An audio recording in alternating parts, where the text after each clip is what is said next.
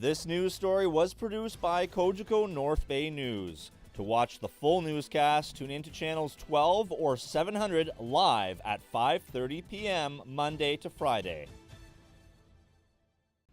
His artistic career spans over 5 decades. North Bay's own Jack Lockhart is internationally known for his art, which crosses medium and subject matter. This Monday, we are introduced to Jack and his local gallery. In part 1 of this multi-part series, we head inside the Jack Lockhart Art Gallery on Vermont Crescent in North Bay. Today, we get a better understanding where he got his passion for art. Well, it really developed with my grandfather. He was an artist in Winnipeg back in the early 30s and 40s and 50s. And he gave me actually my only art lesson I ever had in my life, even though I've been painting for 50-some years. When he told me to go and get the 3 primary colors, red, blue, and yellow, and learn how to mix paint. So it was a good, very good situation there to do that. And I always do that with all my art students. Jack stresses the importance of being a multi-dimensional artist. Well, as you can see throughout this gallery, the variety of art. I find that many people get into art and they establish themselves in one small field. And then their audience is very small too.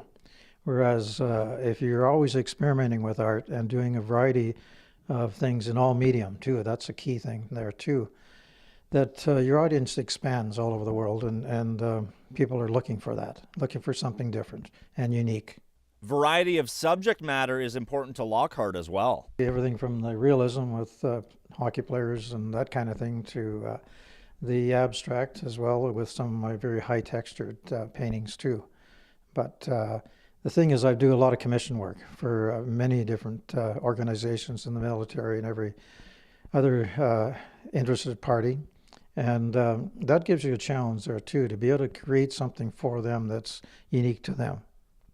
Say you were walking down the road, your mind's in a blank state, and you see something that sparks your interest. What would be that spark if you could draw themes amongst things that have given you ideas to paint? Well, you're always looking for that. You're always looking for subject matter. And the simplest thing can be that, what you're looking for. And usually of course you have a cell phone now with a camera on it, so you might take a quick picture of what you're looking at and then come home, do a sketch very quickly, and then sit down in the studio and do something with that. But yes, you certainly do. We travel a lot too, so that's always great. From start to finish, so you get that idea, how long would it take throughout the process of designing, painting, finishing up, and touching up? How long would that take?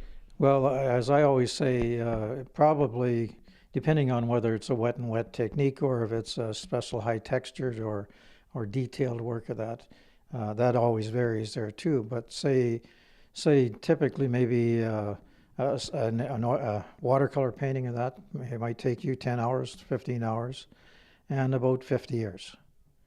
And people always look at me and say, what do you mean 50 years? Well, it takes a lot of experience to do that. Stay tuned to Cogeco North Bay News, as on Tuesday we will hear the story behind Lockhart's most valued painting, The Man in the Canoe. If you are interested in watching Cogeco North Bay News, you can become a subscriber by calling 1-800-267-9000.